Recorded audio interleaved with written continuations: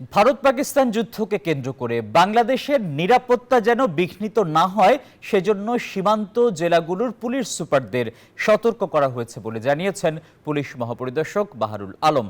সকালে রাজধানীর গুলশানে বাংলাদেশ শুটিং স্পোর্টস ফেডারেশনে পুলিশের বার্ষিক শুটিং প্রতিযোগিতা এবং আইজি কাপ 2024-এর চূড়ান্ত প্রতিযোগিতা অনুষ্ঠানে সাংবাদিকদের প্রশ্নের জবাবে তিনি এসব কথা বলেন।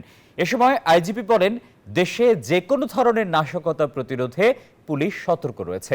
শুটিংয়ে যারা বিজয়ী হয়েছেন তাদের অভিনন্দন জানান আইজিপি।